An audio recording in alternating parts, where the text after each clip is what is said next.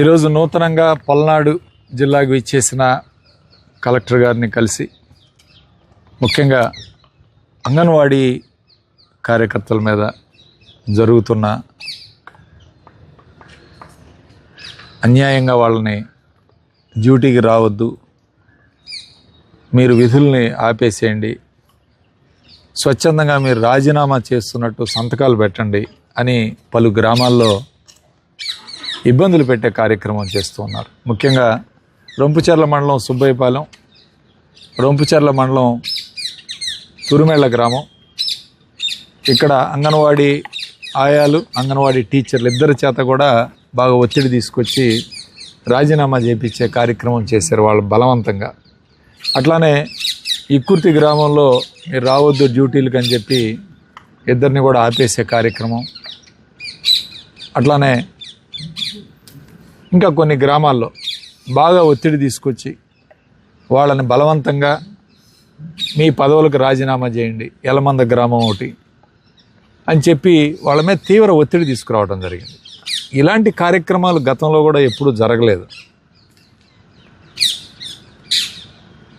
2019 నుంచి 24 వరకు కూడా ఎటువంటి అంగన్వాడీ టీచర్ని, ఎందుకంటే ఇది కేంద్ర ప్రభుత్వంచే నియమించబడిన పోస్టులు, ఇవి రిక్రూట్మెంట్ ద్వారా వచ్చే పోస్టులు, ఇవేదో నామినేటెడ్ పోస్టులు కాకుండా కలెక్టర్ గారు రిక్రూట్మెంట్ ద్వారా అంగన్వాడీ సిడిపిఓ, కలెక్టరు, పీడీ గారు అందరూ కూడా ఇచ్చే పోస్టులు. ఈ పోస్టులు కూడా వీళ్ళు బలవంతంగా వాళ్ళ మీద ఒత్తిడి తీసుకొచ్చి వాళ్ళని ఉద్దేశపూర్వకంగా మీరు వైఎస్ఆర్ కాంగ్రెస్ పార్టీకి సంబంధించిన వాళ్ళని చెప్పి వాళ్ళని అన్యాయంగా వాళ్ళ మీద ఆపేసే కార్యక్రమం చేయటం, దీని మీద కలెక్టర్ గారు స్పందించాలని చెప్పి కలెక్టర్ గారిని కూడా ఈరోజు రిప్రజెంటేషన్ ఇవ్వటం జరిగింది. అలానే ఈరోజు మరి ప్రభుత్వం వచ్చింది, కొత్త ప్రభుత్వం, కూటమి ప్రభుత్వం ఏర్పడింది. ఎన్నో వాగ్దానాలు చేశాడు చంద్రబాబు నాయుడు గారు ఎన్నికల వేళ. ముఖ్యంగా తల్లికి వందనం, అమ్మఒడి పేరుని తల్లికి వందనం పేరుతో మార్చి పాఠశాల తెరిచి ఇప్పటికే దాదాపు 1 నెల రోజులైంది. ఇప్పటి వరకు కూడా దాని గురించి ఊసు లేదు. నిన్న అసెంబ్లీలో కూడా మండలిలో మాట్లాడుతూ ఈ సంవత్సరానికి లేనట్టే విధి విధానాలు మీద చర్చించి వచ్చే సంవత్సరం నుంచి పెడతామనే ఉద్దేశంతో మాట్లాడటం కూడా జరిగింది. ఇది చాలా అన్యాయం. పిల్లల్ని బడుల్లో చేర్చుకున్నారు, ఎంతో ఆశతో మీరు ఇస్తారు 15,000 రూపాయలు, అదిగాక ప్రతి బిడ్డకి ఇస్తామని వాగ్దానం చేయడం జరిగింది. మళ్ళీ జీవోలో తల్లికి వందనం అని ఒక తల్లికి అని చెప్పడం జరిగింది. దాని మీద అనేక అపోహలు అనేక అనుమానాలు ఉండి మరి నిన్న మండలిలో లోకేష్ మాట్లాడుతూ ఈ సంవత్సరానికి లేనట్టే అని చెప్పడం, ఈరోజు పౌర సరఫరాల శాఖ మంత్రి నాదెండ్ల మనోహర్ గారు మాట్లాడుతూ ఉచిత సిలిండర్లు కూడా ఈ సంవత్సరానికి లేవు అని చెప్పి చెప్పడం, రైతులకి పంటల బీమా కూడా ఈ సంవత్సరం లేదు, వచ్చే సంవత్సరం అని చెప్పడం, ఇక అమ్మఒడే ఇవ్వలేని వాళ్ళు ఇక మిగిలిన ప్రతి మహిళకి 1,500 రూపాయలు నెలకి ఇచ్చే కార్యక్రమం ఉంటుందని మేము భావించడం లేదు. ఇక ఈ పథకాలన్నిటికి కూడా విరామం ఇచ్చి స్వస్తి పలికి, అదేంటంటే అన్నీ కూడా వైసీపీ ప్రభుత్వం వ్యవస్థలన్నీ పాడు చేసిందని చెప్పి శ్వేతపత్రాలు రిలీజ్ చేసే కార్యక్రమం చేయటం, ఇవన్నీ కూడా చేసి ఇవాళ తప్పించుకునే కార్యక్రమం చేస్తున్నాడు చంద్రబాబు నాయుడు.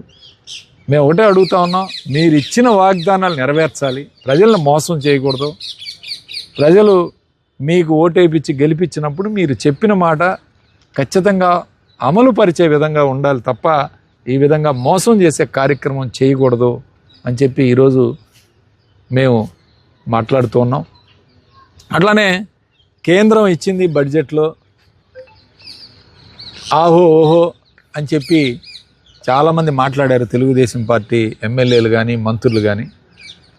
ఈరోజు ఏమిచ్చింది కేంద్రం? 15,000 కోట్ల రూపాయలు కేవలం అప్పుగా ఇచ్చింది. వరల్డ్ బ్యాంక్ నుంచి గ్రాంట్ కాదు, రుణంలాగా మనకిచ్చింది. ఒక్కసారి బీహార్ రాష్ట్రం ఒకసారి చూస్తే వాళ్ళకి 59,600 కోట్ల రూపాయలు, అంటే సుమారు 60,000 కోట్ల రూపాయలు బీహార్ రాష్ట్రానికి గ్రాంట్గా ఇచ్చి మనకి 15,000 కోట్లు అప్పుగా ఇచ్చారు. ఎవరిది మరి గొప్ప చెప్పాలి, మీరే చెప్పాలి. బీహార్ రాష్ట్రానికి 26,000 కోట్లు కేవలం రోడ్ల నిర్మాణానికి ఇచ్చారు.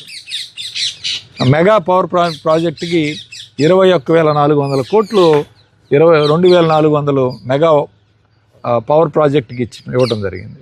11,000 కోట్లు ఫ్లడ్ రిలీఫ్ కోసం, ఫ్లడ్లు వచ్చినప్పుడు బాగు చేయడానికి ఇచ్చారు. మొత్తం 59,000 కోట్లు బీహార్ రాష్ట్రానికి ఇస్తే మనకిచ్చింది 15,000 కోట్లు. అది అప్పుగా వరల్డ్ బ్యాంక్ నుంచి, వివిధ ఆర్థిక బ్యాంకుల నుంచి లోనుగా ఇస్తామని చెప్తున్నారు. అట్లానే వెనకబడిన రాష్ట్రాలకి ఖచ్చితంగా అది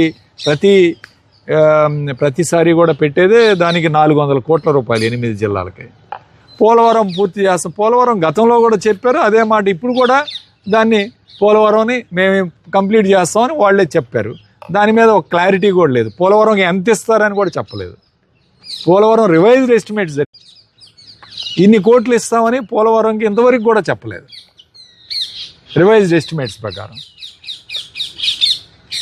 ఏమి సాధించారు, ఏమి ఇచ్చారు అనేది వాళ్ళ విజ్ఞతగా వదిలేస్తున్నాం. దీనికి ఏదో మాకు పెద్ద సహాయం చేశారు అని చెప్పుకునే బదులు అవతల పక్కన బీహార్ రాష్ట్రానికి ఏ విధంగా ఇచ్చారు నిధులు, మనకి ఏ విధంగా ఇచ్చారు ఒకసారి ఆలోచన చేయండి. ప్రతి ఒక్కరూ ఆలోచన చేసి ఖచ్చితంగా ఆంధ్ర రాష్ట్రానికి ఇంకా మెరుగ్గా విభజన జరిగి ఇబ్బంది పడుతున్న ఆంధ్ర రాష్ట్రం, ఖచ్చితంగా ఆంధ్ర రాష్ట్రానికి పెద్ద ఎత్తున నిధులు తీసుకొచ్చి అభివృద్ధి చేయాలని చెప్పి ఖచ్చితంగా మేము చెప్పదలుచుకున్నాం.